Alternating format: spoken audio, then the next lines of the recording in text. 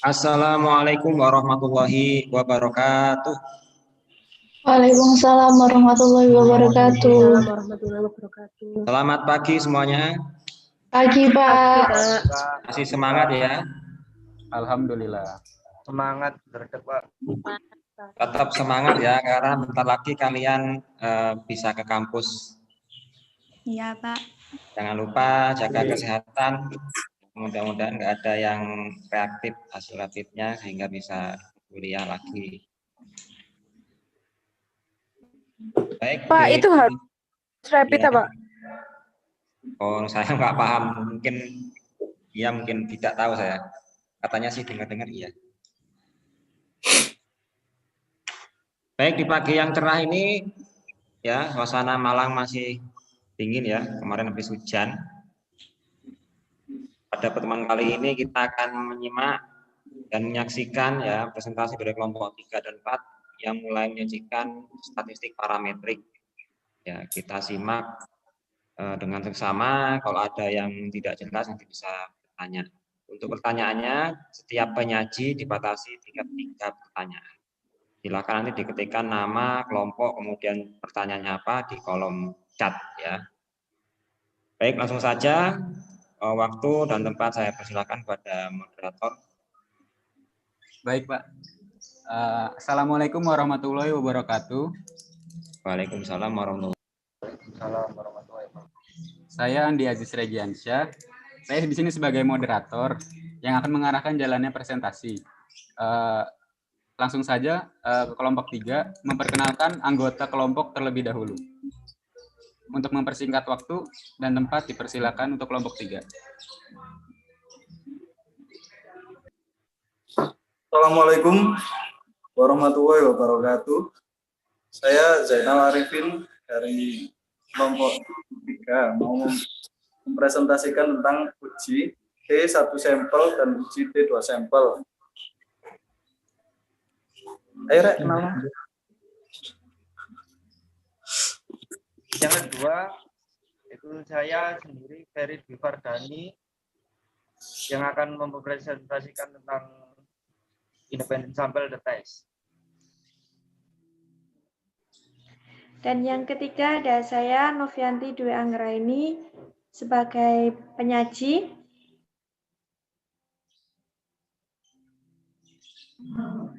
Yang keempat, saya Adina Rizkika sebagai penyaji.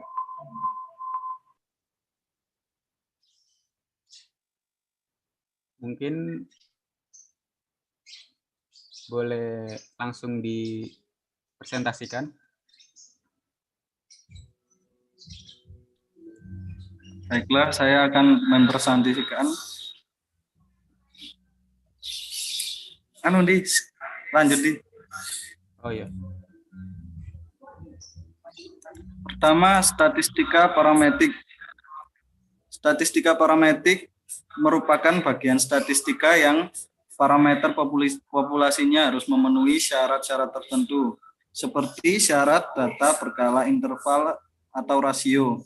Syarat pengambilan sampel harus random, berdistribusi normal atau normalitas, dan syarat memiliki varian homogen atau homogenitas, model regresi linier, dan sebagainya. Lanjut di. Topik pembahasan kali ini yaitu uji T.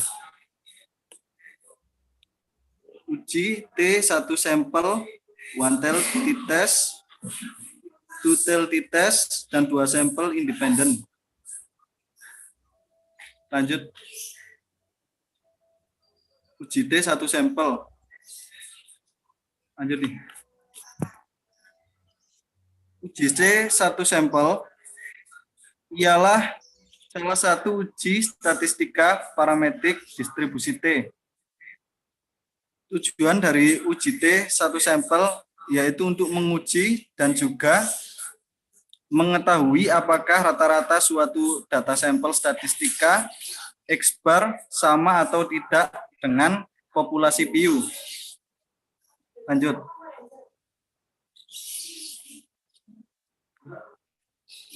Uji T1 sampel merupakan uji statistika parameter parametrik berdasar dari distribusi T.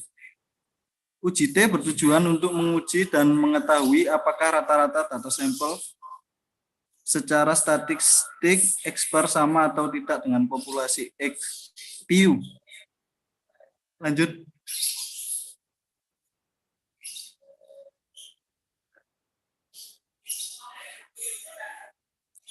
Syarat-syarat uji T satu sampel yaitu sampel diambil dari populasi yang random. Terus distribusi data harus normal. Di situ bentuk data harus interval atau rasio, terus digunakan pada data yang nilainya kurang dari 25. Lanjut.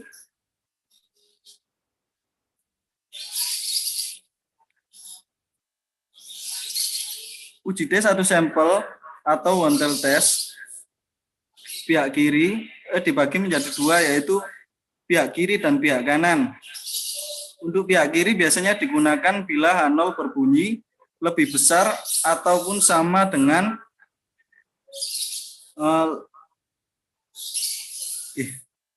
dan HI lebih kecil. Contoh H0, daya tahan mesin pencetak tablet minimal 400 jam. Terus H1-nya daya tahan mesin pencetak tablet lebih kecil dari 400 jam. Dapat ditulis H0 sama dengan PU0 lebih besar dari 400 jam dan H1 atau PU0 kurang dari 400 jam. Terus yang kedua, one tail test uji pihak kanan. Digunakan apabila H0 lebih kecil atau lebih kecil dan H1 lebih besar. Contoh rumusan hipotesa. H0. Apotek A paling banyak menjual apotik 100 lembar per hari. H1-nya apotek A dapat menjual lebih dari 100 lembar per hari. Dapat ditulis dengan H0 PU lebih kecil dari 100 strip, H1 PU0 lebih besar daripada 100 strip. Lanjut. Berikut adalah contoh rupa uji pihak kiri dan pihak kanan. Jadi yang uji pihak kiri, daerah penolakan HU-nya di sebelah kiri dan sebaliknya yang kanan sebelah kanan. Kiri untuk yang negatif, kanan untuk yang positif. Lanjut.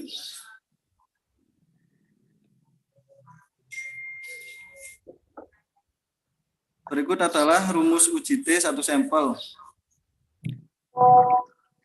T sama dengan X bar min PU0 per S dibagi akar N. Untuk rumus Z-nya X bar min PU0 dibagi standar deviasi per akar jumlah anggota sampel. Lanjut. Untuk penggunaan one tail test, teknik analisis untuk membandingkan suatu variabel bebas. Teknik ini digunakan untuk menguji apakah nilai tertentu yang diberikan sebagai pembanding berbeda secara signifikan atau tidak dengan rata-rata sebuah sampel. Ciri-ciri one tail test yaitu level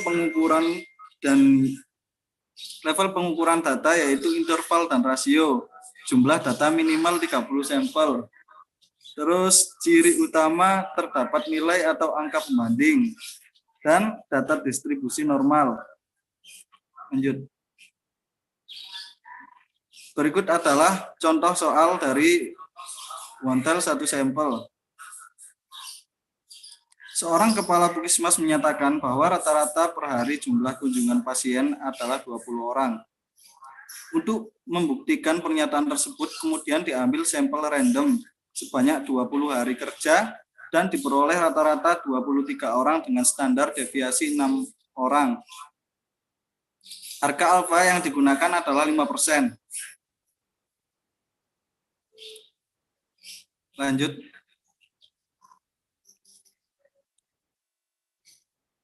Berikut merupakan tabel t-test. T-table untuk berdasar dari contoh soal yang tadi kan untuk alfanya 5%. Jadi kita ambil yang 0,05 ini dan untuk n-nya 20 min 1 sama dengan 19. Jadi hasilnya 1,729.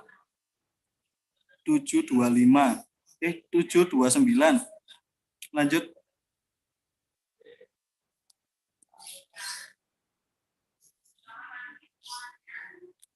Untuk mencari tes diketahui hipotesis H0 sama dengan 20. Tidak ada perbedaan kunjungan pasien tahun lalu dengan saat ini. H1-nya juga sama 20. X bar sama dengan 23, Q0 20, S 6, N 20. Tiga-nya 20 min 1, yaitu 19. Nah, ini hasilnya 2,24 dengan rumus yang tadi. Lanjut.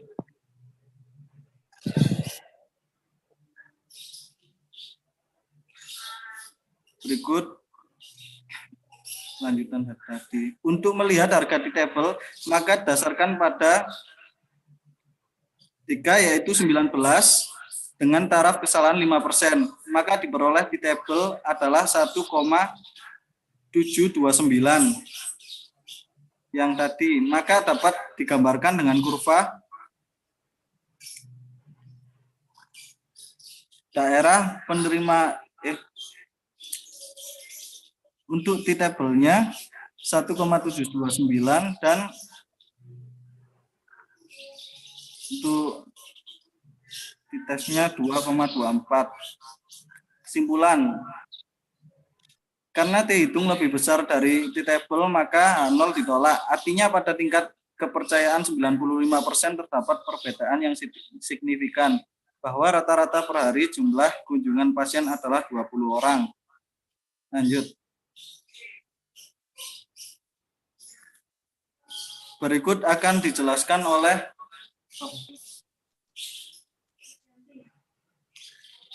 teman saya. Silahkan.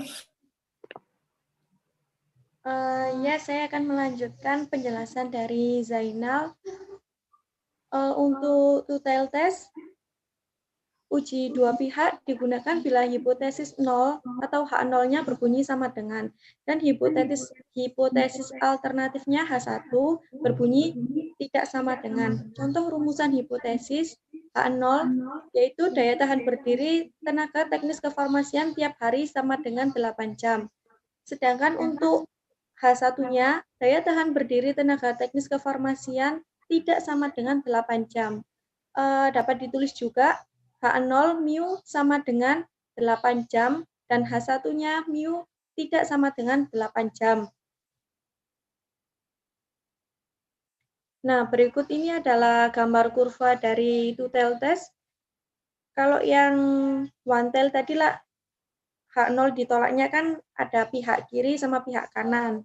Kalau yang two-tail ini ada dua, jadi di sebelah kiri dan sebelah kanan, dan H0 diterimanya ada di tengah atau bisa disebut dengan T hitung.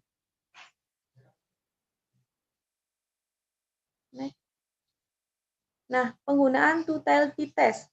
Two-tail digunakan untuk hipotesis yang belum jelas arahnya, apakah positif atau negatif. Contoh hipotesisnya, terdapat hubungan antara variabel X dengan variabel Y. Maka penelitian ini digunakan tutel karena arah hipotesisnya belum diketahui. Nah, berikut ini adalah langkah-langkah dalam pengujian hipotesis. Yang pertama, merumuskan uji hipotesis, kemudian mencari harga sigma F, sigma Fx, dan sigma Fe kuadrat dengan menggunakan tabel penolong. Kemudian menghitung rata-rata data dengan rumus X bar sama dengan sigma Xi per N. Yang keempat adalah menghitung simpangan baku dengan rumus S sama dengan akar sigma X1 kuadrat dikurangi sigma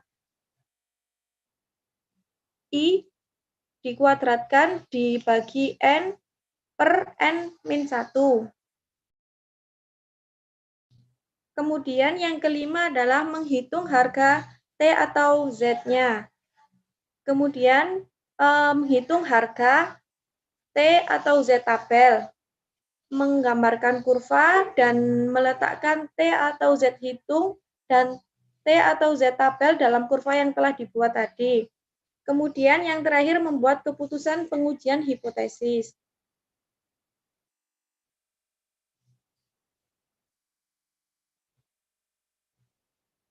Nah, berikut adalah contoh soal untuk tutel.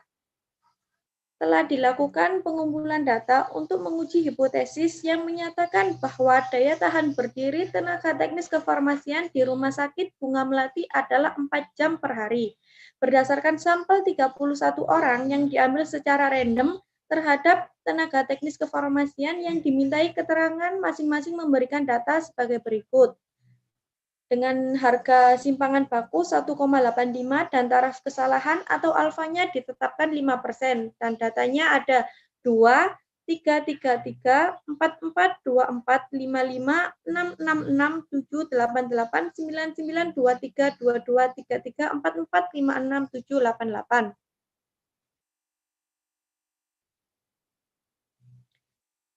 Kemudian, nah ini adalah contoh tabel penolong.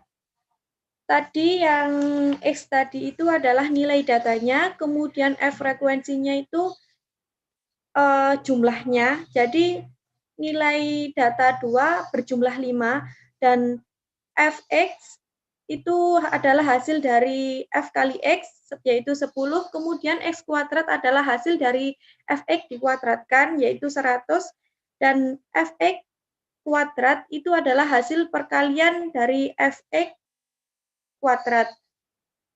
Jadi 500 diperoleh dari 5 dikali 100, hasilnya 500. Kemudian untuk seterusnya begitu, seperti pada tabel. Dan tabel penolong ini hanya digunakan untuk menghitung simpangan baku yang belum diketahui.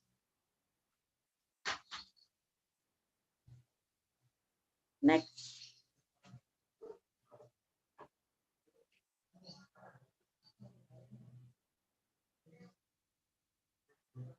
Next.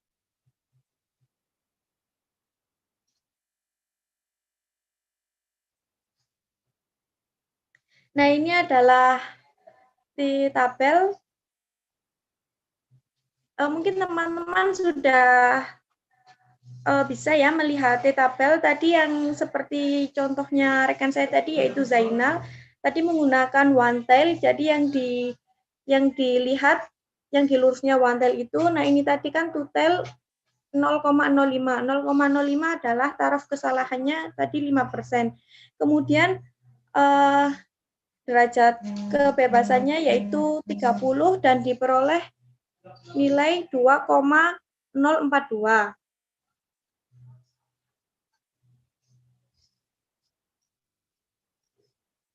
Next.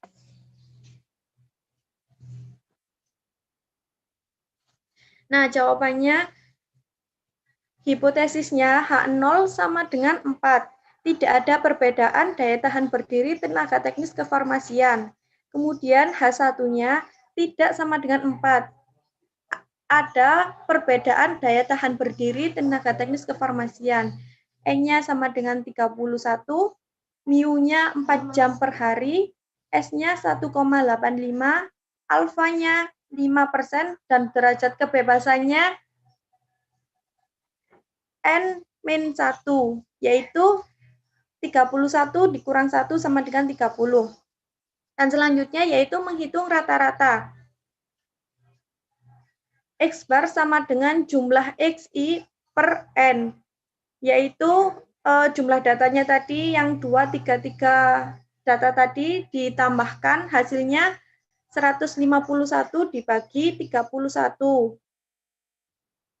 Kemudian diperoleh hasil 4,870. Kemudian selanjutnya menghitung T hitungnya. Dimasukkan rumusnya X bar dikurangi mu dibagi S per akar N, yaitu diperoleh 2,61.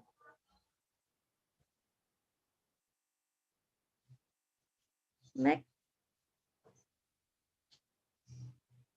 Nah, untuk melihat harga T tabel, maka didasarkan pada derajat kebebasan, yaitu 30. Dengan taraf kesalahan 5%, maka diperoleh T tabelnya 2,042.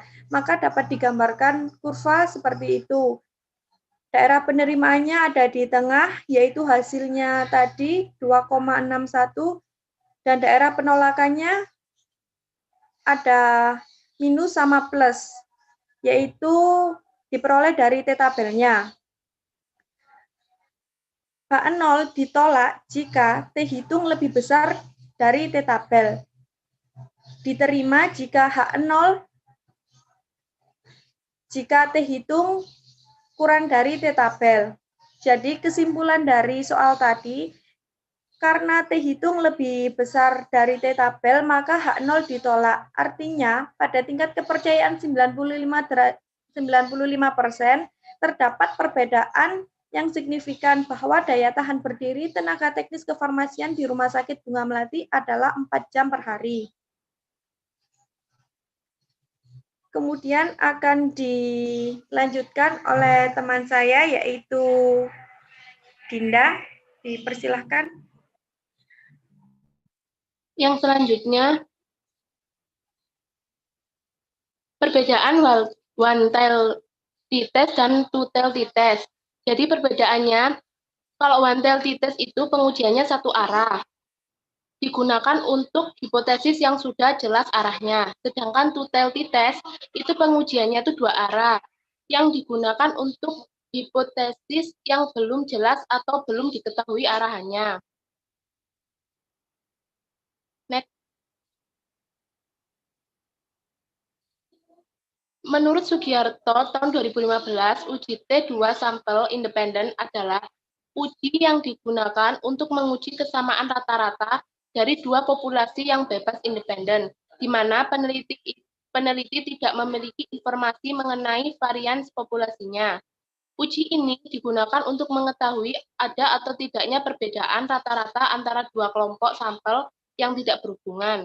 Jika ada perbedaan, rata-rata manakah yang lebih tinggi, data yang digunakan biasanya berskala interval atau rasio. Next.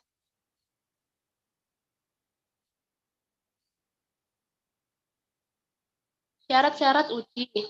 Menurut Sugiarto tahun 2015, uji hipotesis ini terdiri dari dua komponen yang merupakan satu kesatuan, yaitu H0 dinamakan hipotesis 0, sedangkan H1 dinamakan hipotesis alternatif. H0 merupakan pernyataan tidak ada pengaruh akan selalu dianggap bahwa H0 benar, kecuali data meyakinkan sebaliknya. Selanjutnya, rumus uji independen t-test. Ini ada dua, separated variance dan fold variance.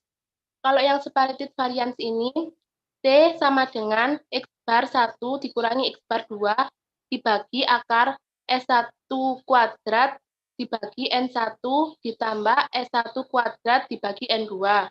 Sedangkan yang fold variance, T sama dengan X bar 1 dikurangi X bar 2 dibagi kuadrat N1 dikurangi N2 dikali S1 kuadrat ditambah N2 dikurangi N2 dikali S2 kuadrat dibagi N1 ditambah N2 min 2 dikali 1 dibagi N1 ditambah 1 dibagi N2. Next.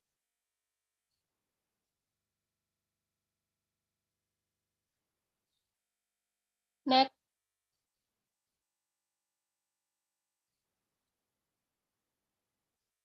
Berikut adalah persyaratan pemilihan rumus independen t-test. Yang A, bila jumlah anggota sampel N1 sama dengan N2 dan varian homogen sigma 1 kuadrat sama dengan sigma 2 kuadrat, maka dapat digunakan rumus t-test, baik untuk variatif maupun point variance. Untuk mengetahui t-tabel, digunakan DK yang besarnya DK sama dengan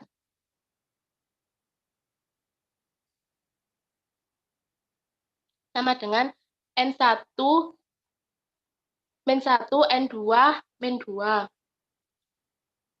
Yang B, bila N1 tidak sama dengan N2, varian homogen sigma 1 kuadrat sama dengan sigma 2 kuadrat, dapat digunakan t-test dengan point variance besarnya DK sama dengan N1 min 1 N2 min 2. Yang C, bila N1 sama dengan N2, varian tidak homogen.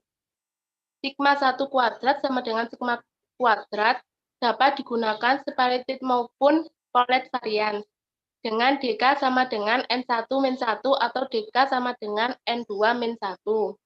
Jadi derajat kebebasan DK bukan N1 min 1, N2 min 2.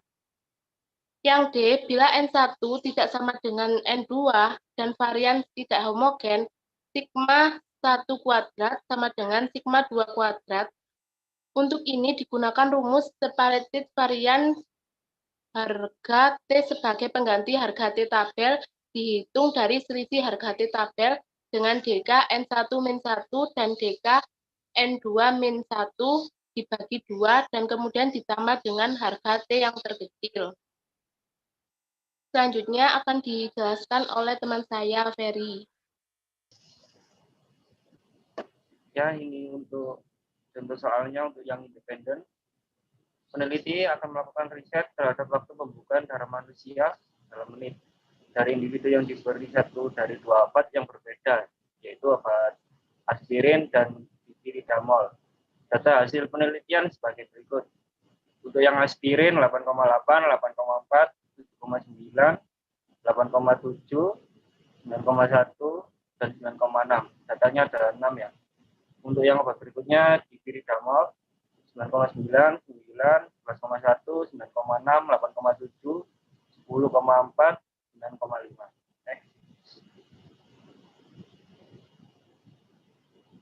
Nah, ini untuk mencari XAI dan XA bar. Ini nanti dicari rata-ratanya dulu dari data tersebut. Dari aspirin kan 8,8, 8,4, 7,9, 8,7, 9,1, 9,6. Nah, ini rata-ratanya ketemu 8,75. Nanti caranya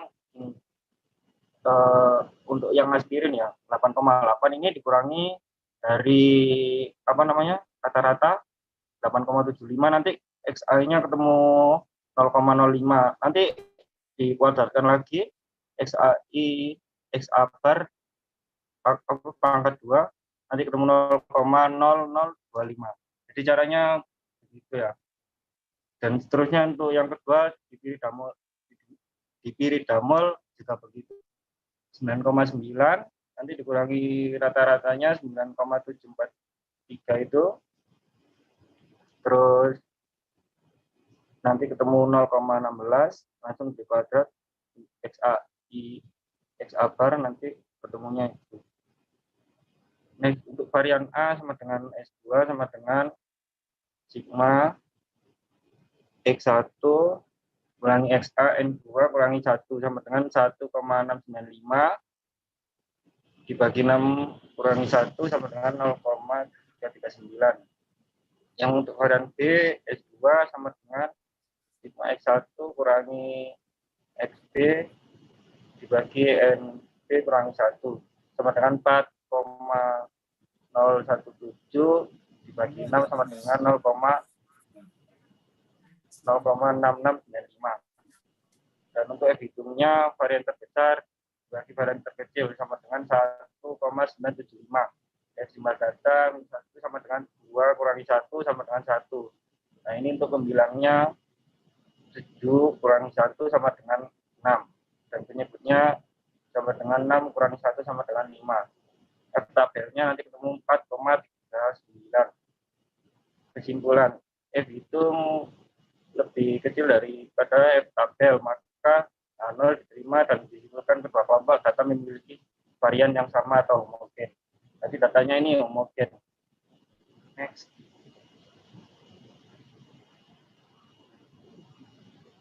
Next.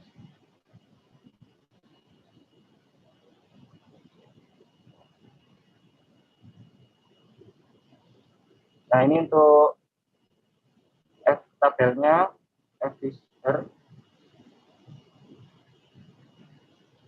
6 ini kan pembilangnya ini ditarik sama 5 itu penyebutnya ketemu 4,39 ya. Oke. Next.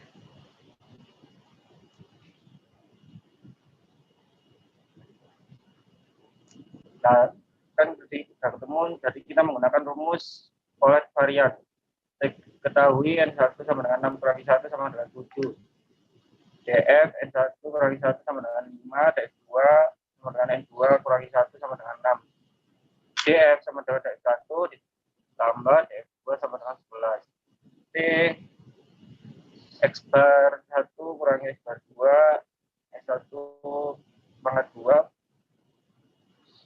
dibagi N1 plus S2 pangkat 2 dibagi N2. T sama dengan X1, X bar 1 kurangi X bar 2, N1 kurangi N2, N1 pangkat 2 plus N2 kurangi N2, S2 pangkat 2 hal dibagi N1 plus N2 kurangi N2 kurangi 2. 1 dibagi N1 plus 1 dibagi N2. Nah ini untuk hasilnya X1 8,8 ini datanya plus 8,4 plus 7,9 plus 8,7 plus 9,1 ditambah 9,6 nanti bagi 6 sama dengan 52,5 bagi 6 sama dengan 8,75. Untuk yang X2 9,9 plus 9,0 plus 11,1 plus 9,6 plus 8,7 plus 10,4 plus 9,5 terus dibagi 7 sama dengan 68,2 dibagi 7 sama dengan 9,74. S1 pangkat 2 sama dengan sigma X kurangi X pangkat 2. 8,8 plus 8,7 pangkat 2 plus 8,4 kurangi 8,75 pangkat 2 plus 8,7 kurangi 8,75 pangkat 2 plus 9,1 kurangi 8,75 pangkat 2 plus 9,6 kurangi 8,75 pangkat 2 sama dengan hasilnya 0,9. Next.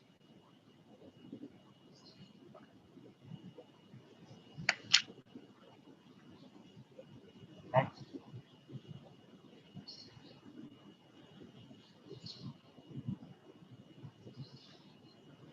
Nah ini lanjutannya S2 pangkat 2 sama dengan bar X1 kurangi X2 dibagi N sama dengan 0,669. Maka S sama dengan 6 kurangi 1 0,39 plus 7 kurangi 1 lalu 0,669 dibagi 6 plus 7 kurangi 2 sama dengan 5, akar 5,712 dibagi 11 sama dengan totalnya 0,72.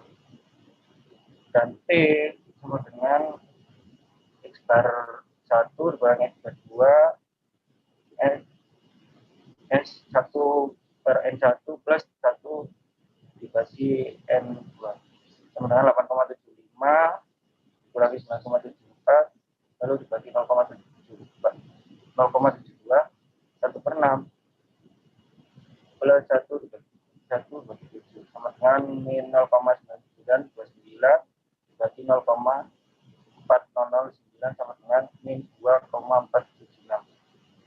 Jadi karena dihitung sama dengan 2,476 lebih besar dari tabel sama dengan 2,201 maka H0 ditolak H1 diterima.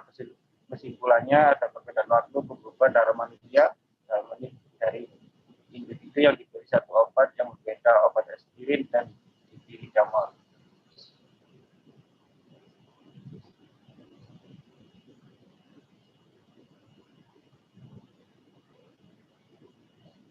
Nah ini untuk tabelnya sampai 0,05 dan hitungnya 2,201. Oke.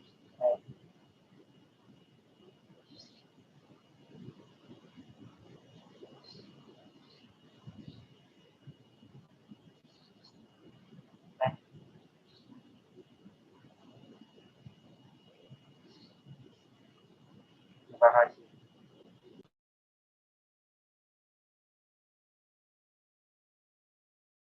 Apa ada yang mau bertanya dari penjelasan kelompok 3 yang belum paham atau ada sanggahan dari kelompok lain?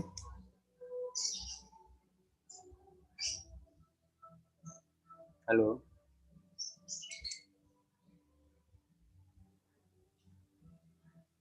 Halo. Apakah ada yang mau bertanya? Saya mau bertanya. Ya, siapa? Isna Huda Septania dari kelompok 5. Oh ya. Apa pertanyaannya, Mbak? Tadi kan sudah dijelaskan penjelasan dari kelompok 3 itu tentang perhitungan UJT. Nah, saya mau tanya, kapan kita tuh harus menggunakan rumus T dan kapan menggunakan Z? Oh ya. Ada lagi yang mau bertanya?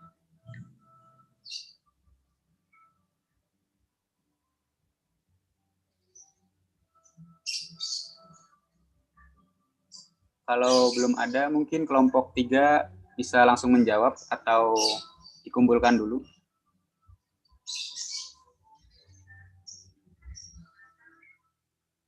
Kolom chat sudah ada sepertinya. Baik, Pak. Oh, Putri. Ada lagi yang mau bertanya? Sudah ya? Mungkin 2 pertanyaan dulu. Dari kelompok 3 apa langsung dijawab apa ditampung dulu untuk didiskusikan? Ya, saya akan menjawab pertanyaan dari Mbak Isna. Kapan kita menggunakan rumus T dan kapan kita menggunakan rumus Z ya? Ya. Jadi kalau kita menggunakan rumus T itu apabila simpangan baku populasinya tidak diketahui atau belum diketahui dan untuk sampel kecil kurang dari 30 itu untuk uji T. Sedangkan untuk uji Z apabila simpangan baku populasinya diketahui. Dan untuk sampelnya itu sampel besar, jadi lebih dari 30. Jadi seperti itu. Untuk pertanyaan Putri,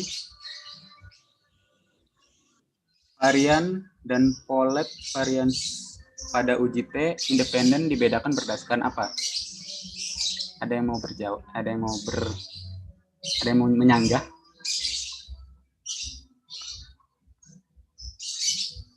Apa kelompok 3 langsung menjawab?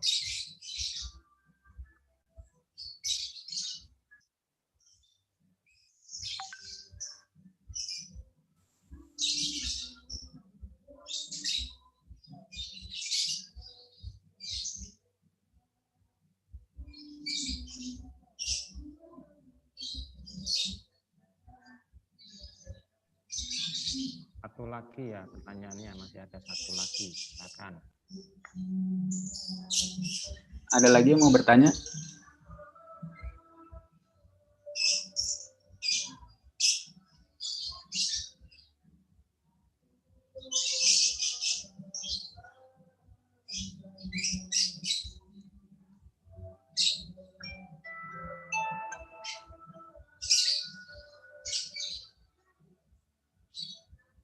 Kayaknya sudah tidak ada, Pak, yang bertanya. Oke, silakan yang mau menjawab tadi pertanyaan dari Putri. ya. Uji Spartat, varian, dan polet itu varansi pada uji T independen dibedakan berdasarkan apa?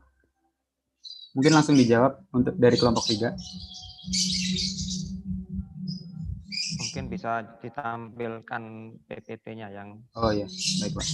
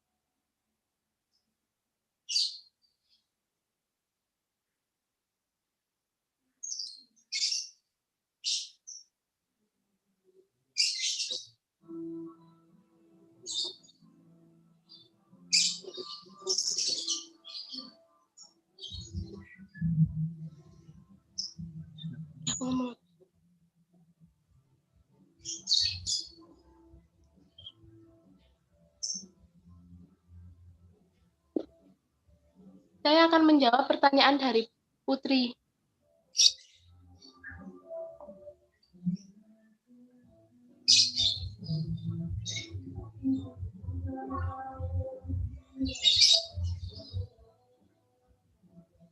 Ya, langsung aja Mbak Dinda.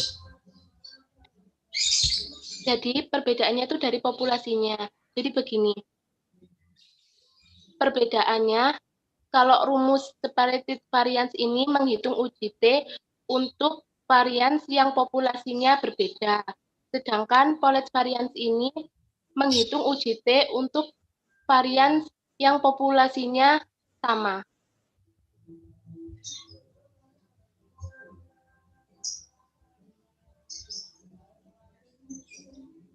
Apakah sudah jelas Mbak Putri? Terima kasih. Oh iya, sama-sama. Apa ada lagi yang mau bertanya?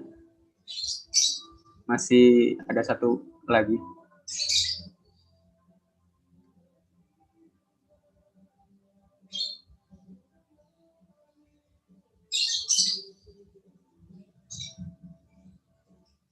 Ada yang mau bertanya lagi?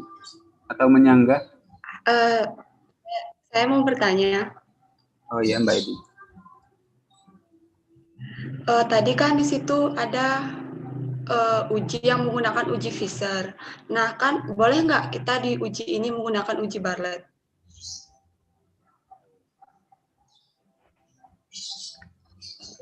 Jadi pertanyaannya, uji Fisher boleh nggak dipakai dengan uji Bartlett gitu ya? Dengan rumus uji Bartlett ini? Ya, kapan menggunakan uji Fisher dan kapan menggunakan uji Bartlett-nya itu? Terima kasih. Kalau boleh pakai Bartlett. Mungkin bisa langsung menjawab kelompok 3.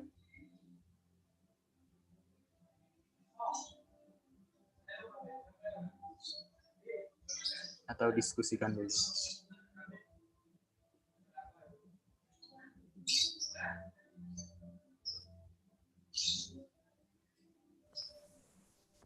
Moderator. Ya. Saya mau menambah ya. Tadi kan ada mungkin apa sama kaitannya dengan Ebi tadi bahwa di uji apa tadi independen itu ada menggunakan tabel F. Nah, itu saya bingung kenapa kok pakai tabel F? Apa ada hubungannya dengan uji Fisher atau gimana? Sebenarnya sama sih kayak Ebi, cuman saya lebih ke tabelnya tuh. Kenapa kok menggunakan tabel itu tadi? Terima kasih.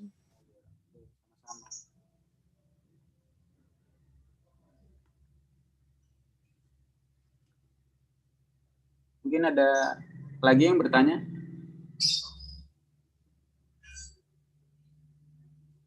Apa langsung menjawab kelompok 3? Sudah ketemu jawabannya?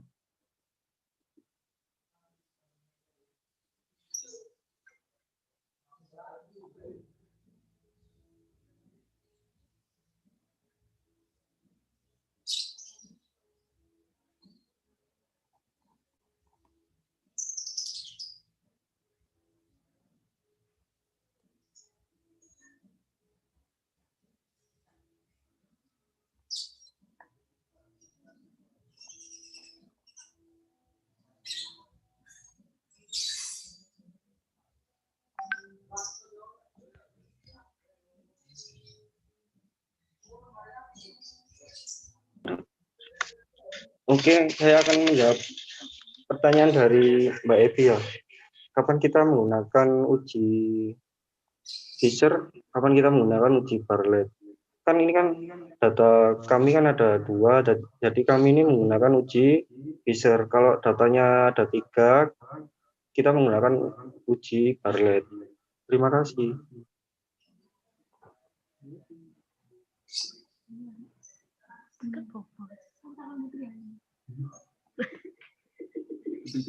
Iya, putih kejan boys winter.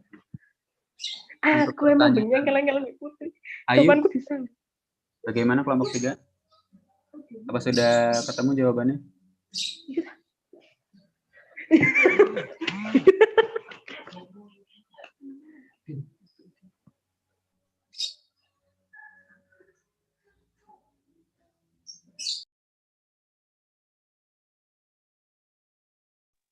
Bagaimana kelompok 3?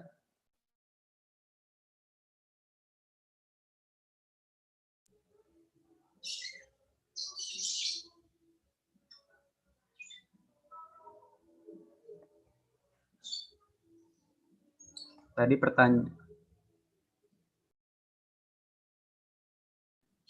pertanyaan Ayu tentang tabel F itu. Tabel Fisher.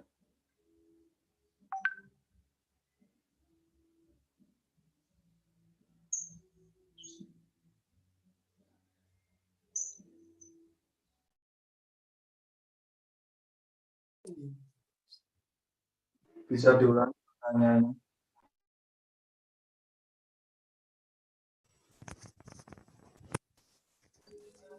Nah, sebenarnya kan pertanyaan ini kan ada apa? Ada kaitannya sama pertanyaannya Ebi tadi, cuman Ebi lebih ke uji Bartlett-nya.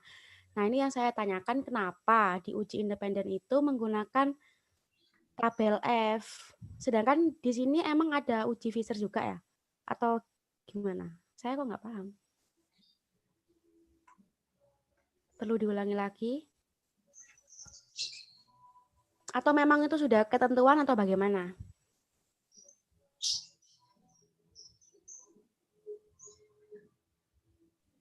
Coba mau Andi, ya Pak. PPT-nya ya itu, sudah di situ.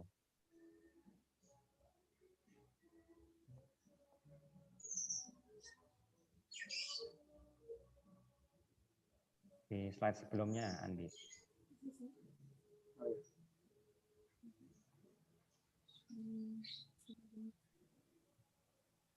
Oke, slide yang tadi aja, kembali ke yang tadi. Yang ini Pak? Bukan, yang persyaratan UTT independen. Ini? Bukan. Terus?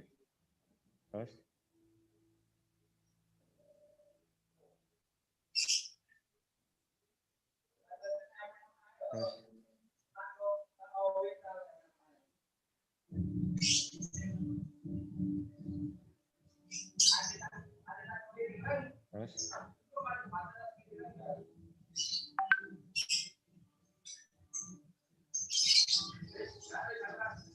ke kanan ya. Oh. Kanan jangan itu. Ya, Pak.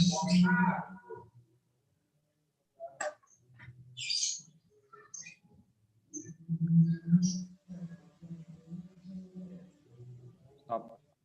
Oh, ini Pak. Sebelumnya.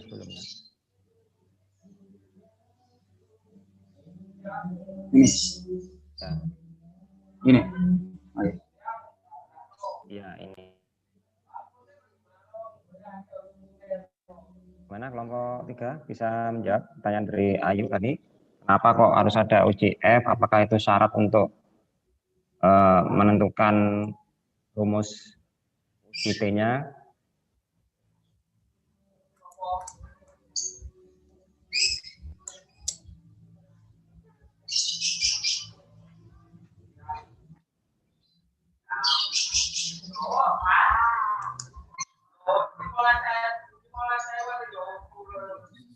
Baiklah, saya akan menjawab pertanyaan dari Mbak Ayu. Kenapa kita menggunakan tabel F? Karena kita memakai uji Fisher, jadi menggunakan tabel F.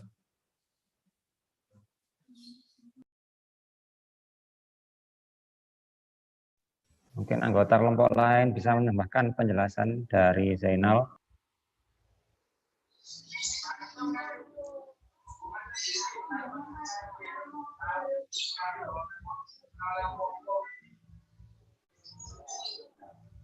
Apakah sudah jelas, Mbak Ayu?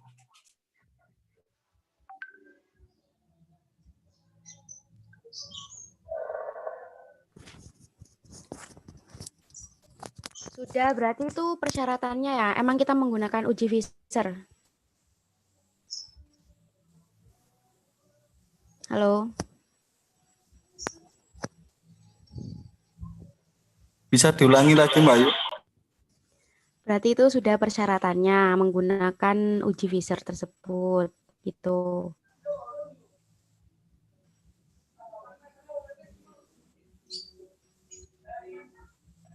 Iya, Mbak Ayu. Kan Lain data ada kami tambahan.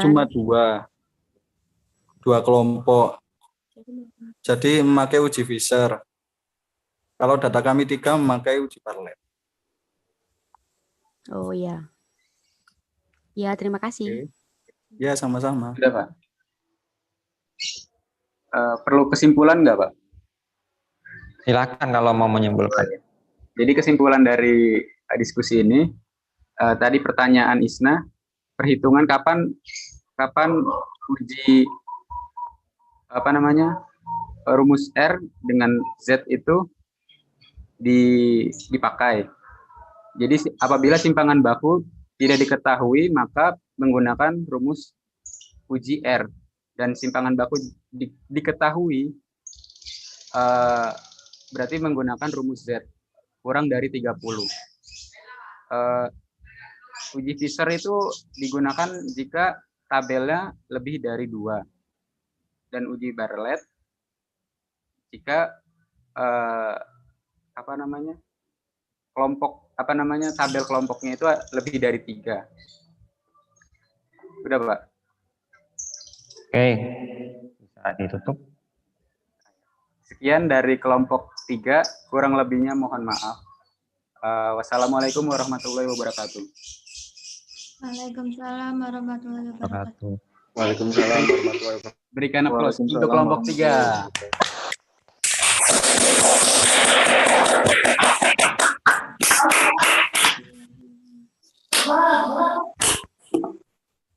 Oke, terima kasih untuk kelompok 3 dan Mas Moderator. Saya review sedikit pertanyaan-pertanyaan dan juga presentasinya ya. Ya, mungkin ada beberapa koreksi ya, terutama dalam membaca simbol-simbol, rumus, itu perlu diperhatikan lagi, karena saya lihat tadi masih ada salah ucap. Jadi X bar, kemudian dalam kurung, kuadrat, gitu. Nanti akan cara membaca kalimat matematika atau kalimat rumus itu memang harus ini ya, teliti ya.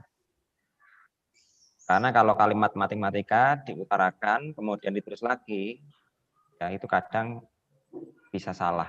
Jadi harus benar. Misalkan dalam sigma ya, N kali sigma H dari 1 sampai ke H X misalkan. Dalam kurung kuadrat XI min X bar. Pokoknya itu. Kadang ada lagi yang baca S kuadrat. S kuadrat harusnya dibaca varian. Kadang ada yang menuliskan S2. Padahal itu yang dimaksud adalah varian. Seperti itu ya. Untuk kelompok berikutnya, hati-hati dalam membaca rumus dan simbol-simbol. Karena kalau ditulis ulang nanti bisa beda. Kemudian dari pertanyaan-pertanyaannya tadi, ya kebanyakan masih berhubungan semua ya. Ya ada uji spirited varian dan ada uji T independen untuk spirited varian dan fault varian. Jadi dalam menggunakan uji T, dua sampel independen, ada dua hal yang ditinjau ya. Yang pertama adalah jumlah anggota sampel dari kelompok 1 dan kelompok 2. Apakah sama? Jadi N1 apakah sama dengan N2. Kemudian yang kedua, ditinjau dari homogenitas variannya. Apakah variannya kedua kelompok itu homogen atau tidak. Maka di sini diperlukan yang namanya uji Fisher ya, uji F. Karena pakai uji Fisher untuk menguji homogenitas, atau tentunya perlu pakai tabel F ya. Kenapa tidak pakai uji Bartlett? Karena ini masih dua kelompok. Oke, jadi itu ya sedikit tambahan dari saya. Langsung saja kita lanjutkan presentasi kelompok 4. Kepada moderator saya persilahkan. Baik, terima kasih Pak Haritsa. Saya akan share screen dulu. Ini masih nggak dibolehkan share screen ya Pak? Oh, bentar.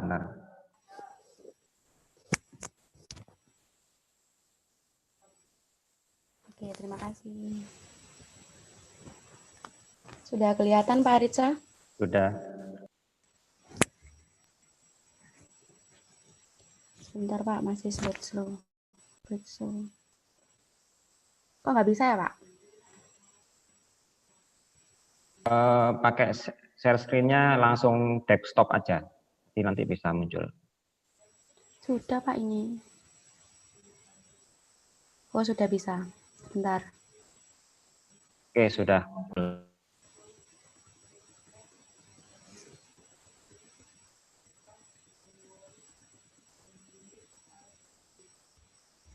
Oke, sudah muncul yang cover. Sudah Bu Moderator. Oke, terima kasih. Halo teman-teman, Assalamualaikum warahmatullahi wabarakatuh. Selamat pagi Bapak Haritsa Alfat MPD selaku dosen pengampu mata kuliah Biostatistika. Selamat pagi juga teman-teman yang saya banggakan. Apa kabar semuanya? Semoga semua dalam keadaan sehat dan tetap semangat walaupun masih dalam masa pandemi seperti ini ya. Baik, kita bertemu lagi di perkuliahan Biostatistika, yang mana kali ini saya Ayu Mayansari sebagai moderator yang akan menemani kalian semua dan Bapak dosen. Nah, materi kali ini adalah mengenai uji statistika parametrik, di mana yang akan disampaikan oleh kelompok 4. Kita absen yuk kelompoknya. Jadi, anggota kelompok 4 ini ada 4, yaitu Ahmad Dhani. Hai Ahmad Dhani. Halo. Ya. Yang kedua ada Gian. Halo Gian. Halo. Ya. Yang ketiga ada Marwa. Hai Marwa. Oke, yang keempat ada Noviana. Hai Noviana. Halo. Baik, semuanya hadir ya. Jadi saya persilakan untuk kelompok 4 mempresentasikan dan teman-teman disimak ya. Jangan sampai ngantuk. Kita masih sampai 10.50 nih. Jadi harus tetap semangat. Oke. Kelompok 4 saya persilahkan.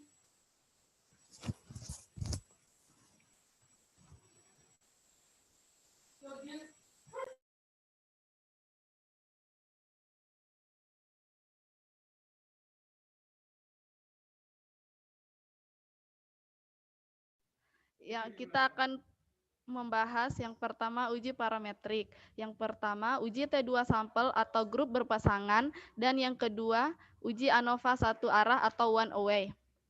Next. Nah, selanjutnya akan dijelaskan oleh teman saya Ahmad Dhani.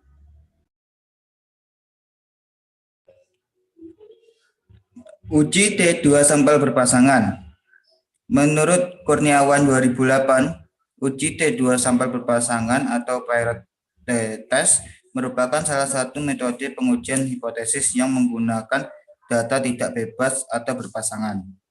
Adapun yang dimaksud dengan data tidak bebas atau berpasangan, yaitu objek penelitian dikenai dua perlakuan yang berbeda sehingga menghasilkan dua macam sampel dari perlakuan pertama dan kedua, atau dengan kata lain, data pada sampel kedua merupakan perubahan dari data sampel pertama. Syarat-syarat uji T2 sampel berpasangan. Yang pertama, data berdistribusi normal. Yang kedua kelompok data adalah dependent atau saling berhubungan atau berpasangan.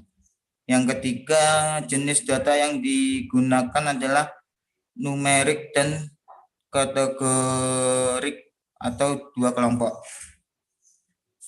Langkah-langkah uji T2 berpasangan. Langkah-langkah pengujian hipotesis dalam pengujian perbedaan rata-rata dua kelompok berpasangan. Yang pertama, tetapkan hipotesis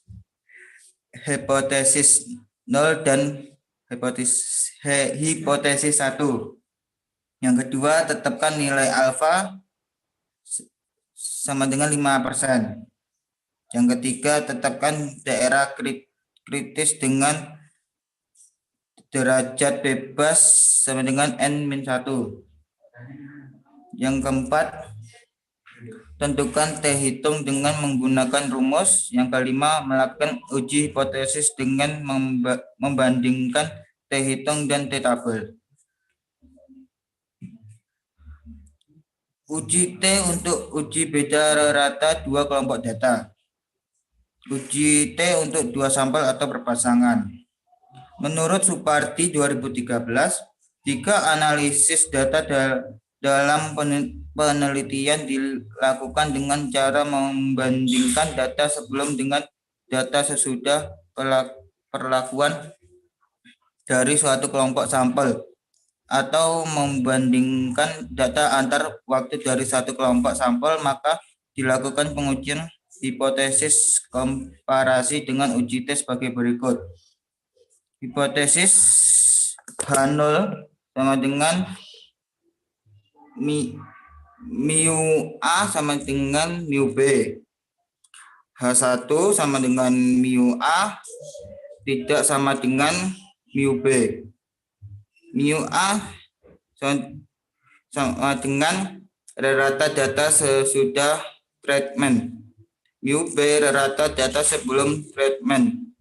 Rumus yang digunakan T MD per akar sigma X D kuadrat per N kali N kurangi 1. Keterangan DI selisih skor sesudah dengan skor sebelum dari tiap subjek. MD sama dengan rata dari gain. XD sama dengan deviasi skor gain terhadap ratanya, atau XD sama dengan DI kurangi MD. X kuadrat D kuadrat deviasi skor gain terhadap ratanya. N sama dengan sebanyak sampel atau subjek penelitian. Untuk pengujian hipotesis selanjutnya, nilai T atau T hitung di atas dibandingkan dengan nilai T dari tabel distribusi T atau T tabel. Cara penentuan nilai T tabel didasarkan taraf signifikasi tertentu. Misal, alfa sama dengan 0,05 dan derajat kebebasan N kurangi 1. Kriteria pengujian hipotesis untuk diuji satu pihak kanan yaitu tolak H0 jika T hitung lebih besar dari T tabel dan diterima HO jika dihitung lebih kecil dari T tabel. Contoh soal, diabetes mellitus merupakan penyakit kronis yang ditandai dengan kadar glukosa darah di atas normal. Untuk menurunkan kadar glukosa darah penderita diabetes mellitus diperlukan penerapan pola makan yang sehat yaitu food combining. Terapi ini akan diberikan kepada 15 orang penderita dan kondisi kadar glukosa darah penderita sebelum dalam sesudah terapi berikut. Ini adalah contoh tabel. Silakan dilihat dulu. Next.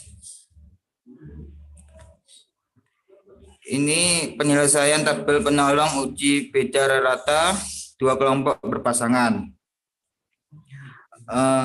Saya akan jelaskan sedikit. Gain D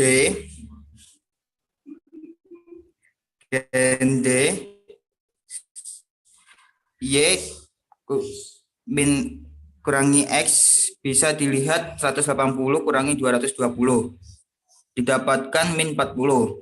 Selanjutnya XD sama dengan DI kurangi MD di mana diselisih dari skor sesudah dan skor sebelum dari tiap subjek dan di mana MD rata dari gain didapatkan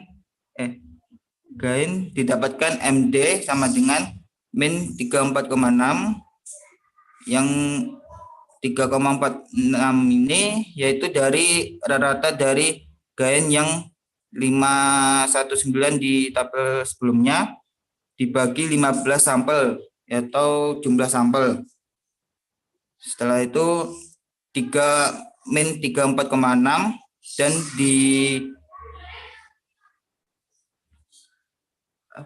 sama dengan min 40. Jadi didapatkan yaitu DI kurangi MD sama dengan min 34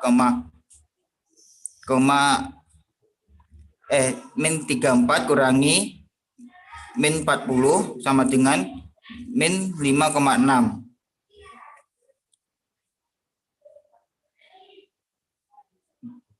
Begitu pula percobaan selanjutnya.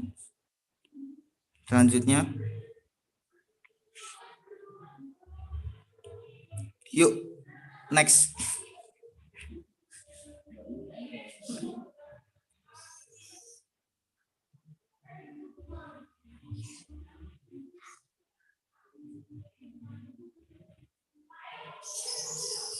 Yuk, ayo.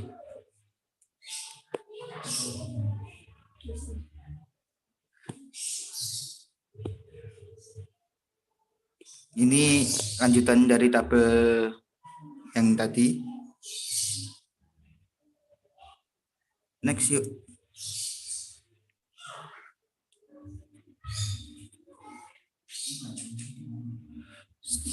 Selanjutnya, jawaban dari soal di atas.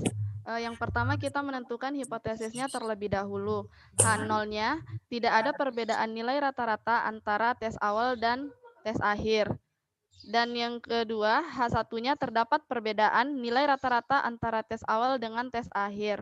Nah, di sini kita menghitung nilai rata-rata dari gain atau D itu didapatkan rumus MD sama dengan jumlah D atau sigma D per N atau banyaknya sampel. Nah, di sini didapatkan 519 dibagi 15 sama dengan min 34,6. Nah, di sini kita menentukan nilai T hitungnya dengan menggunakan rumus T sama dengan MD per atau dibagi dengan akar dari sigma X kuadrat D per N kali N min 1. Nah, di sini MD-nya kan didapat min 34,6. Nah, ini dibagi dengan akar dari 2013,6 per 15 dikali 15 min 1. Nah, didapatkan T sama dengan min 34,6 per akar dari 9,58 didapatkan T yaitu 10,90. Next. Nah, jadi kriteria pengujian hipotesis ini tolak H0 jika T hitung lebih besar dari T tabel dan terima H0 jika T hitung kurang dari T tabel. Nah, T tabel A sama dengan alfa sama dengan 0,05 dan dB atau derajat bebasnya sama dengan N-1. Nah, N-nya tadi kan jumlah sampelnya yang diteliti yaitu 15, jadi 15 min 1 sama dengan 14. Nah, T tabelnya didapatkan yaitu 2,145. Jadi, kesimpulannya yaitu 10,90 lebih besar dari 2,145 atau disebut dengan T hitung lebih besar dari T tabel. Maka H0 ditolak yang artinya pada tingkat kepercayaan 95% terdapat perbedaan yang signifikan antara sebelum terapi dan setelah terapi. Next. Nah, itu kita dapat melihat tabelnya, didapatkan hasil dari sini ya. Kan kita memakai two tails. Jadi 0,05 dan DK-nya yaitu 14. Jadi tarik garis didapatnya 2,145. Selanjutnya, uji ANOVA. Nah, uji ANOVA merupakan teknik statistika yang sangat ampuh yang dapat digunakan untuk memisahkan dan melakukan estimasi berbagai penyebab variasi. ANOVA dapat digunakan untuk memisahkan variasi apapun yang disebabkan oleh perubahan faktor yang dikendalikan dari variasi yang disebabkan oleh kesalahan. Itu rujukan dari Abdul Rahman 2014. Nah, selanjutnya menurut Abdul Rahman 2014, penggunaan analisis of variance atau ANOVA yang pertama digunakan untuk membandingkan 3 atau lebih rata-rata. Dan yang kedua, ANOVA digunakan untuk memisahkan variasi apapun yang disebabkan oleh perubahan faktor yang dikendalikan dari variasi yang disebabkan oleh kesalahan random. Dan yang ketiga, ANOVA digunakan menguji apakah mengubah faktor yang dikendalikan akan berpengaruh terhadap perbedaan yang bermakna antar nilai-nilai yang diperoleh. Dan yang keempat, ANOVA dapat digunakan dalam keadaan yang mana ada lebih dari sumber kesalahan random. Dan yang kelima, ANOVA dapat digunakan untuk memisahkan dan melakukan estimasi sumber-sumber variasi. Selanjutnya, di sini ada pun persyaratan uji ANOVA. Nah, untuk melakukan uji ANOVA harus dipenuhi beberapa asumsi sebagai berikut. Nah, yang pertama, sampel harus berasal dari kelompok yang independen atau tidak berpasangan. Jadi, untuk melakukan uji ANOVA itu harus melakukan sampel yang berasal dari sampel tidak berpasangan tersebut. Nah, di sini harus dipenuhi saat pengambilan sampel yang dilakukan secara random terhadap beberapa kelompok atau lebih dari kelompok yang tidak berpasangan, yang mana nilai suatu kelompok tidak tergantung nilai dari kelompok lain. Nah, yang kedua, varian antar kelompok harus homogen. Dan yang ketiga, data masing-masing kelompok harus berdistribusi normal. Selanjutnya, nah, prinsip uji ANOVA. Prinsip uji ANOVA adalah dengan melakukan telah variabilitas data menjadi dua sumber variasi, yaitu variasi dalam kelompok atau within dan variasi antar kelompok atau between. Di sini, bila variasi within dan between sama atau nilai perbandingan kedua varian mendekati angka 1, maka berarti tidak ada perbedaan efek dari intervensi yang dilakukan. Dengan kata lain, mean yang dibandingkan tidak ada perbedaan. Selanjutnya, jenis-jenis analisis of variance atau jenis-jenis ANOVA. Nah, ada dua jenis ANOVA yaitu yang pertama uji ANOVA satu arah atau one-way ANOVA. Nah, one-way ANOVA ini digunakan untuk menguji hipotesis rata-rata dari 2 atau lebih sampel, bila pada setiap sampel itu hanya terdiri dari satu kategori.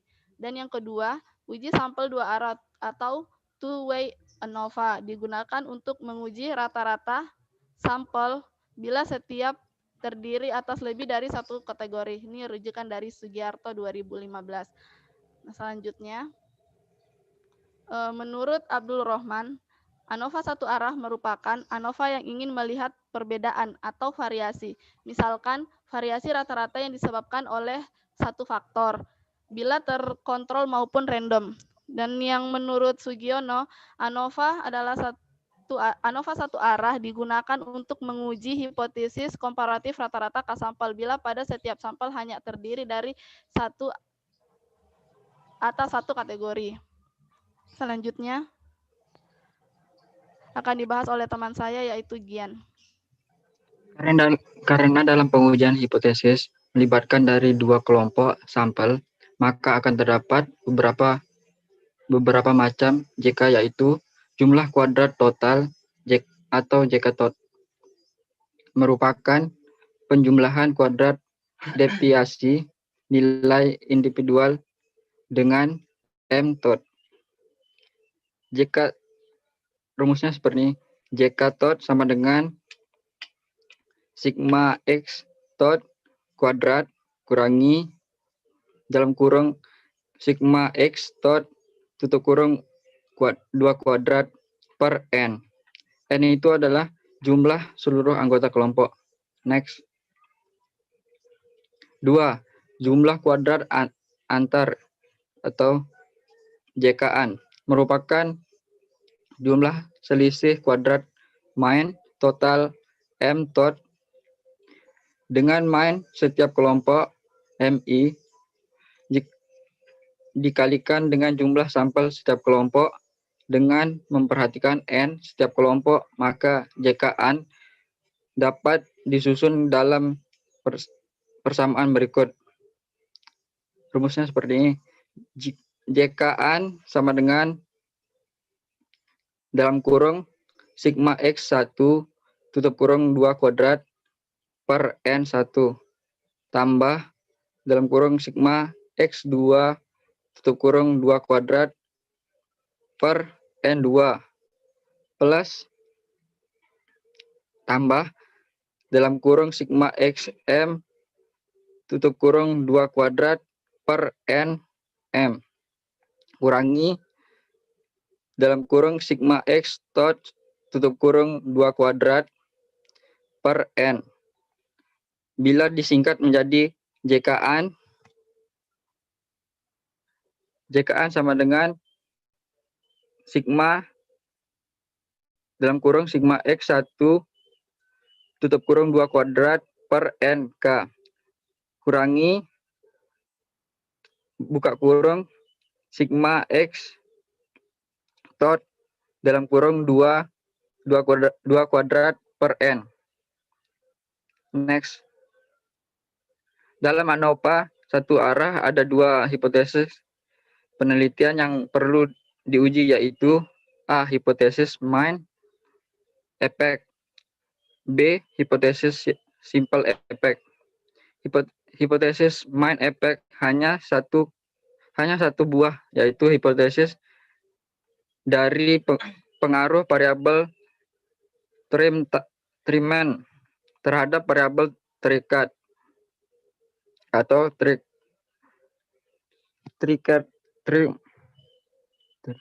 kriterium.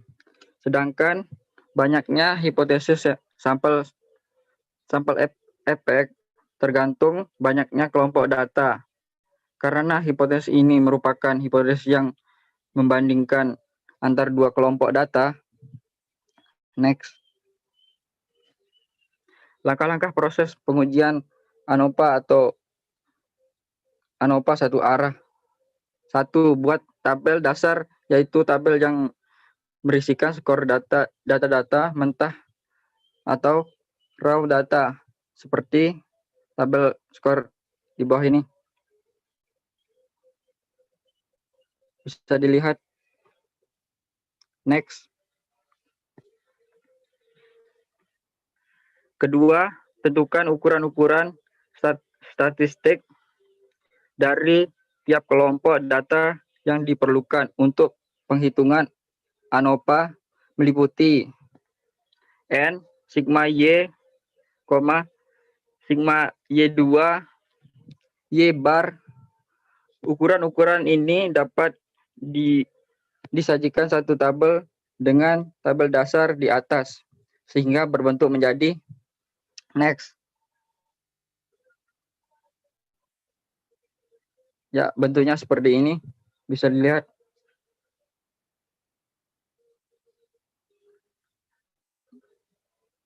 Next. 3. Buatlah format tabel ringkasan ANOVA satu arah seperti berikut. Sumber varian, derajat bebas, JK, RJK, atau S2, F hitung, F tabel. Kelompok A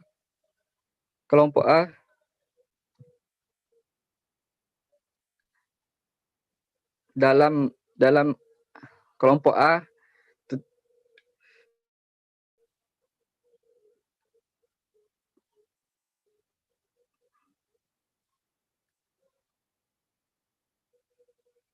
next.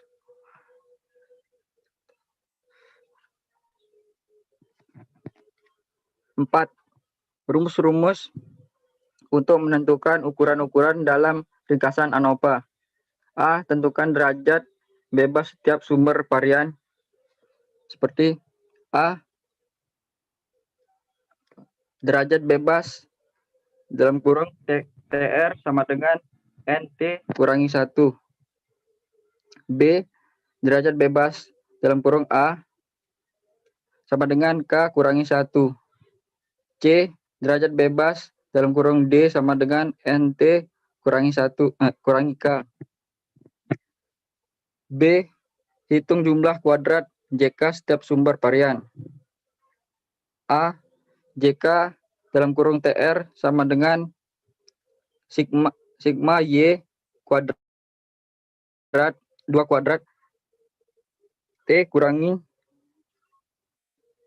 dalam kurung sigma Y T dalam kurung 2 kuadrat per N R. B. JK dalam kurung A sama dengan sigma dalam kurung sigma Y1 tutup kurung 2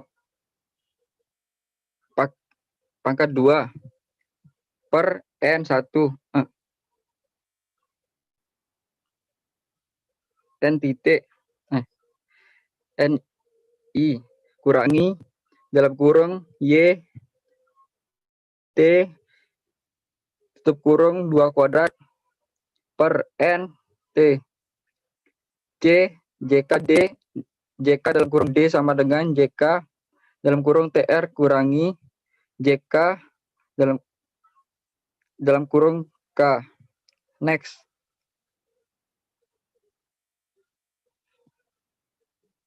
Langkah-langkah proses pengujian ANOVA satu arah. C. Hitung rata jumlah kuadrat RJK atau varian dari sumber varian yang diperlukan. A. RJK dalam kurung A sama dengan JK dalam kurung A per derajat bebas dalam kurung A. B. RJK dalam kurung D sama dengan JK dalam kurung D per derajat bebas dalam kurung D. Next. Selanjutnya akan dilanjutkan oleh teman saya.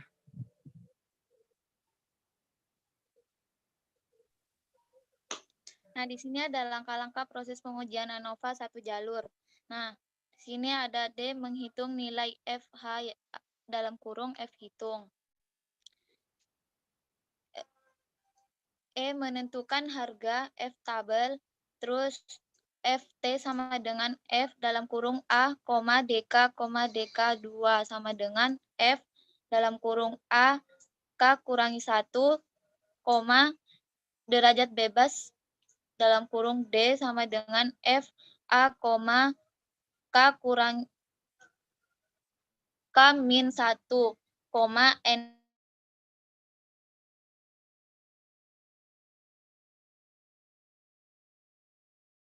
hipotetis main effect. Hipotetis diuji yaitu H0 tidak dapat pengaruh variabel treatment terhadap variabel kriteria. Dapat pengaruh variabel treatment terhadap variabel kriteria.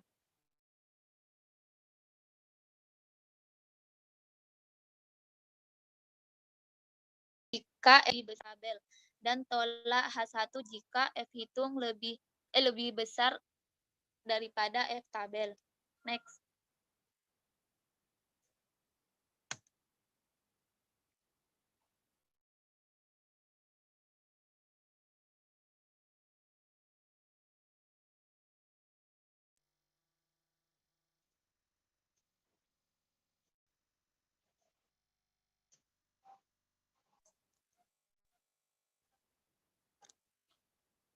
Ayo.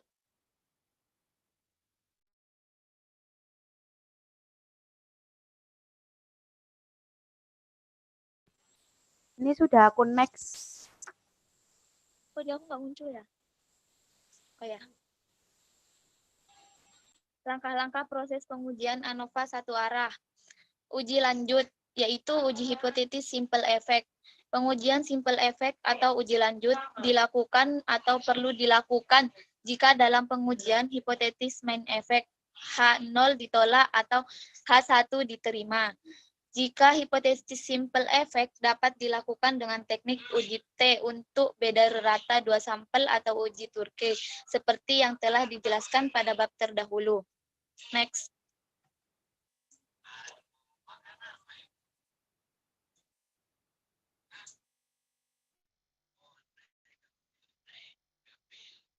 Ayo.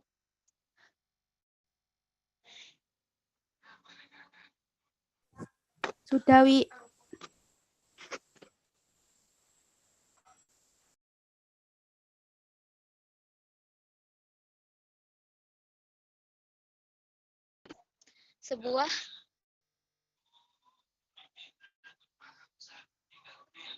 Sebuah laboratorium menggunakan teknik tertentu untuk menentukan fosfor jerami.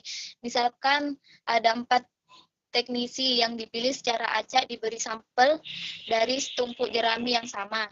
Nah, hasilnya dari 10 penentuan fosfor dalam miligram fosfor per gram jerami adalah sebagai berikut.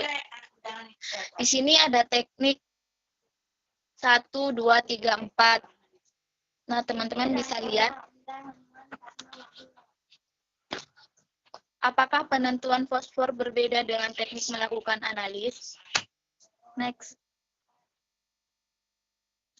Jawabannya, untuk mempermudah perhitungan dibuat tabel seperti di bawah. Tabel ini teknik 1, 2, 3 ini ditambah, contohnya 34 ditambah 37 ditambah 34 ditambah 36. Jumlahnya 141. Dan seterusnya. Next.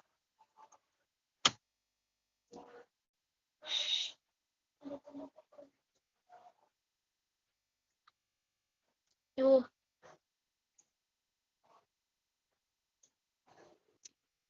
Maka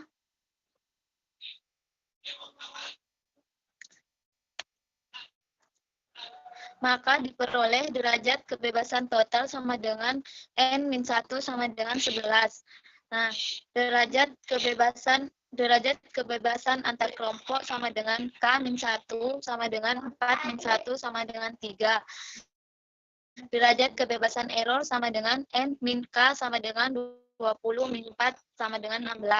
Nah, di sini ada teknis 1, 2, 3, 4. Nah, teknik jenis pertama yaitu X per I sama dengan 173/5 sama dengan 34,6. Dalam kurung, sigma J pangkat N sama dengan 1, X IJ pangkat 2 per N sama dengan 173 kuadrat per 5 sama dengan 299 per 5 sama dengan 5985 per 8. Nah, teknis jenis kedua yaitu X per I sama dengan 182 per 5 sama dengan 36,4. Dalam kurung sigma J per N sama dengan 1, X IJ kuadrat per N sama dengan 182 kuadrat per 5 sama dengan 33.124 per 5 sama dengan 6624,8. Teknis jenis ketiga yaitu X per I sama dengan 179 per 5 sama dengan 35,8. Dalam kurung sigma J pangkat 2 sama dengan 1 XIJ kuadrat per N sama dengan 179 kuadrat per 5 sama dengan 3204 6408,2. Teknis jenis 4 X per I sama dengan 176 per 5 sama dengan 35,2. Dalam kurung sigma J pangkat 2 sama dengan 1 XIJ kuadrat per N sama dengan 176 kuadrat per 5 sama dengan 30976 per 5 sama dengan 6195,2. Next. Kemudian sigma I, sigma J, XIJ kuadrat per N sama dengan 700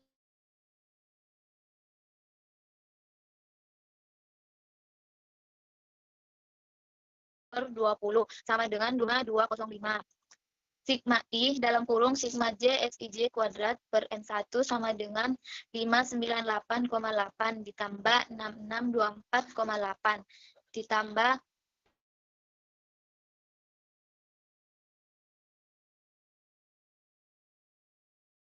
2 sama dengan 25214 sehingga jumlah kuadrat total sama dengan sigma I, sigma J, XIJ kuadrat dikurangi sigma I, sigma J, XIJ kuadrat per N.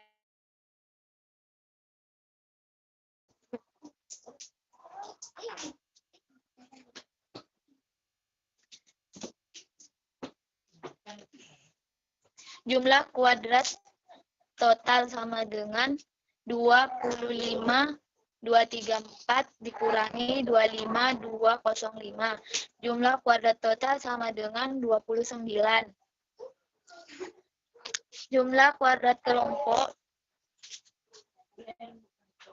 jumlah kuadrat antar kelompok sama dengan sigma J XJ kuadrat per NI sama dikurangi sigma I, sigma I XIJ kuadrat per N.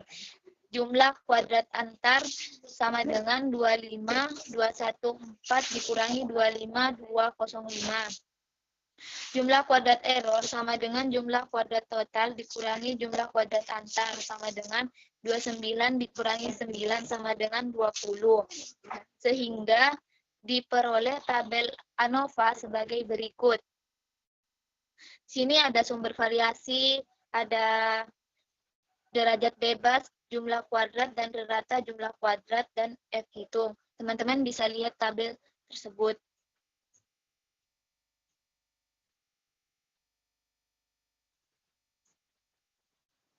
Karena F 0,05 di 3,16 sama dengan 3,24 maka H0 tidak ditolak. Next. Ayu.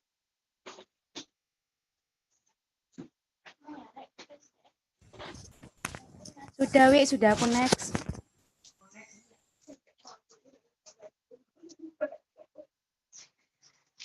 Kesimpulan, dengan demikian dapat disimpulkan bahwa 4 kelompok dapat di atas memiliki F hitung sama dengan 2,40 lebih kecil F tabel sama dengan 3,4. Maka H0 diterima dan disimpulkan bahwa 4 kelompok tidak terdapat perbedaan yang signifikan. Next. Nah, teman-teman bisa lihat tabel critical valuation.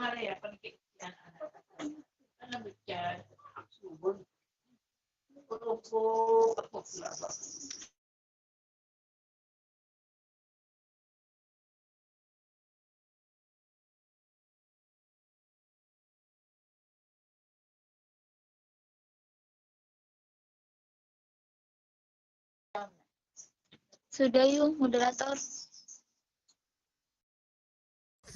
Baik, terima kasih penyaji. Baik, sekarang saya akan stop share. Mungkin ada yang bertanya atau masih ada yang belum jelas, teman-teman? Bisa ditanyakan di kolom chat. Bentar. Ini saya sudah cek kolom chat, belum ada yang bertanya. Silakan jika ada yang mau bertanya.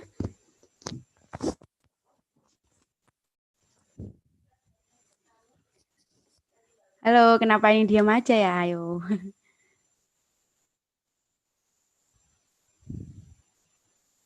Enggak ada ya? Atau sudah? Mungkin masih mengetik yuk. Halo Mbak Ayu, saya mau bertanya. Ya, silakan Mas Ferry. Ya, saya Ferry Difardani mau bertanya, apakah ada ciri-ciri dari uji ANOVA yang membedakan dengan uji-uji lain? Terima kasih.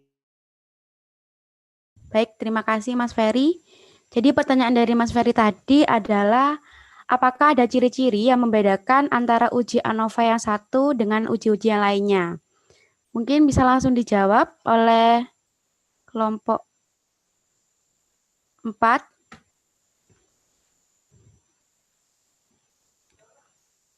Baik, saya akan menjawab pertanyaan dari si Ferry. Nah, apakah ada ciri-ciri tertentu dari uji ANOVA dengan uji yang lainnya, gitu ya? Nah, dari itu kita bisa menyimpulkan bahwa uji ANOVA itu memiliki ciri khas, yakni adanya satu atau lebih variabel bebas sebagai faktor penyebab dan satu atau lebih variabel respon. Jadi terdiri dari variabel bebas dan variabel respon. Nah, sebagai akibat atau efek dari adanya faktor. Mungkin si Ferry bisa diterima jawabannya atau ada sanggahan? Bagaimana Mas Ferry? Sudah puas dengan jawabannya atau masih ada sanggahan? Mohon maaf Mbak, terlalu cepat. Saya bingung memahaminya. Terlalu cepat katanya Mbak Marwah. Silakan diulangi lagi. Jadi uji ANOVA itu memiliki ciri khas ya. Jadi uji ANOVA yakni adanya satu atau lebih variabel bebas. Nah, sebagai faktor penyebab dan satu atau lebih variabel respon sebagai akibat atau efek dari adanya faktor. Nah, semisal begini ya contohnya. Contoh penelitian, adakah pengaruh jenis bahan bakar terhadap umur toraks mesin? Nah, dari judul di atas kan menyatakan bahwa bahan bakar adalah faktor penyebabnya. Jadi terdiri dari faktor penyebab dan umur toraks mesin adalah sebagai akibatnya atau efek dari faktor tersebut. Jadi terdiri dari variabel bebas dan terdiri dari variabel respon gitu. Bisa diterima? Bagaimana Mas Ferry? Oke, baik. Terima kasih. Baik, terima kasih untuk Mas Ferry yang telah bertanya dan terima kasih juga untuk Marwa yang telah menjawab. Ini ada lagi pertanyaan dari Lutfia Nita Cahaya, kelompok 7, yaitu pertanyaannya adalah pada saat kapan kita bisa menggunakan T2 sampel berpasangan? Silakan langsung dijawab oleh kelompok 4.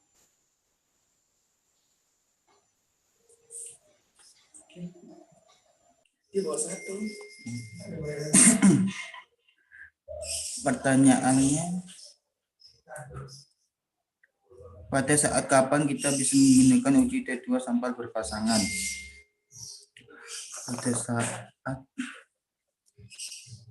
Pada saat uji komparasi antar dua nilai pengamatan berpasangan, misalnya sebelum dan sesudah.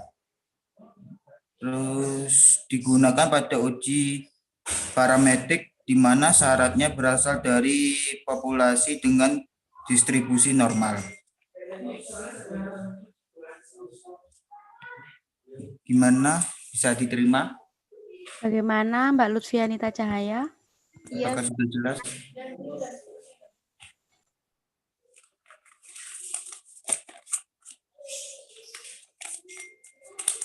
Halo? Bisa, Mbak. Sudah. Oke, terima kasih. Terima kasih untuk Mas Dhani dan terima kasih untuk Mbak Lutfianita Cahaya. Iya. Apakah ada yang ingin bertanya lagi? Bertanya tuh gratis ya teman-teman ya. Silakan kalau ada yang mau bertanya.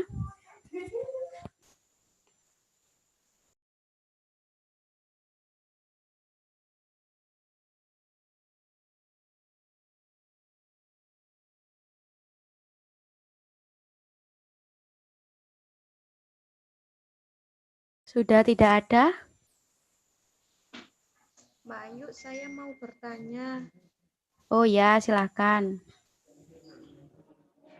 Apakah yang dimaksud apa itu tadi varian pada uji ANOVA? Bisa dijelaskan lagi sama kelompok 4?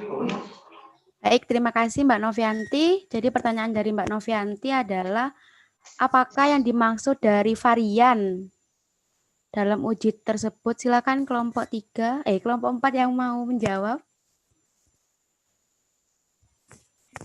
Baik, saya akan mencoba menjawab dari pertanyaannya Novianti.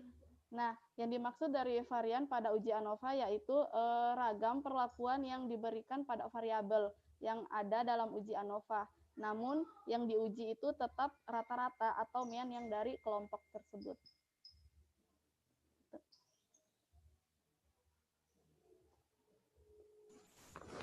Seperti itu Mbak Novianti. Mohon maaf, bisa diulangi, terlalu cepat soalnya.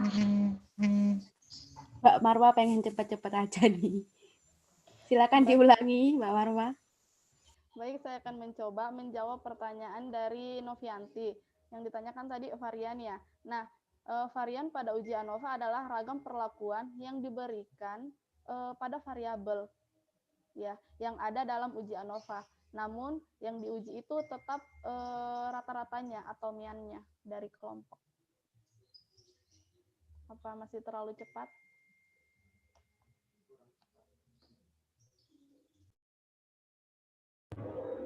Sudah Mbak Marwa, terima kasih. Oke, berarti ini sudah pas ya, maksimal pertanyaannya adalah 3 pertanyaan. Yang belum bertanya tapi malu-malu bisa WA Marwa ya, nanti bisa dijelaskan lewat WA sama Marwa karena waktunya sudah habis, sudah 10.50 lewat 3 menit. Jadi kesimpulan dari adanya presentasi kelompok 4 yaitu mengenai uji T2 sampel berpasangan yang merupakan metode pengujian hipotesis yang menggunakan data berpasangan, di mana persyaratan uji T2 sampel berpasangan ini adalah datanya harus berdistribusi normal, dan yang kedua, kelompok data independen dan harus saling berpasangan, dan yang ketiga adalah jenis data yang digunakan adalah numerik dan kategorik. Nah, sedangkan untuk uji ANOVA merupakan metode pengujian hipotesis untuk memisahkan dan melakukan estimasi berbagai penyebab dari variasi. Nah, persyaratannya adalah dari uji ANOVA ini, sampelnya berasal dari kelompok yang independen. Yang kedua, varian antar kelompok harus homogen.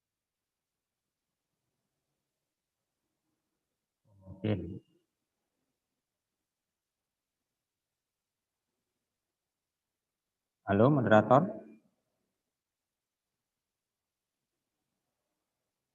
Moderatornya sepertinya terputus ya.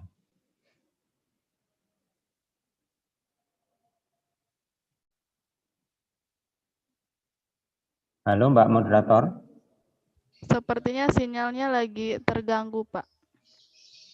Baik, saya ambil alih aja ya, karena waktunya sudah habis. Kita beri aplaus untuk kelompok 4.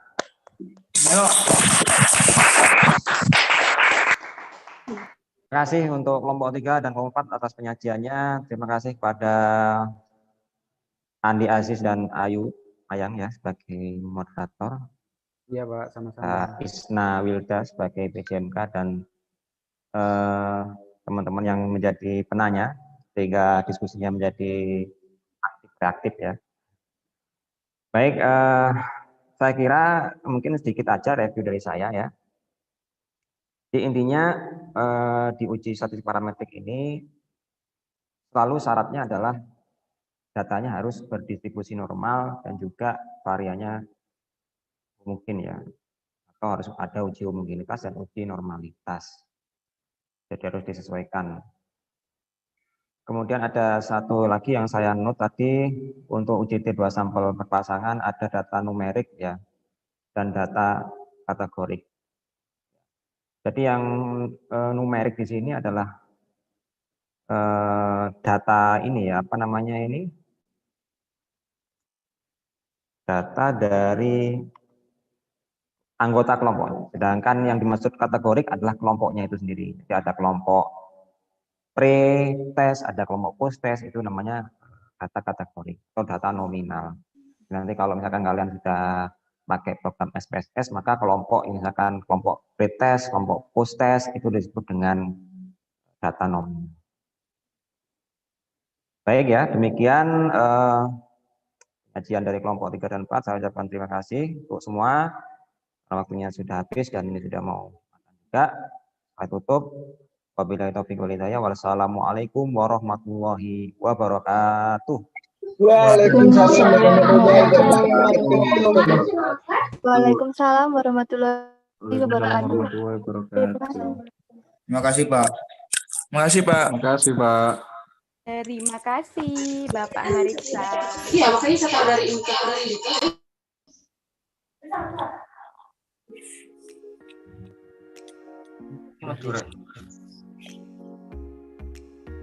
Piye, Rif? Bongko.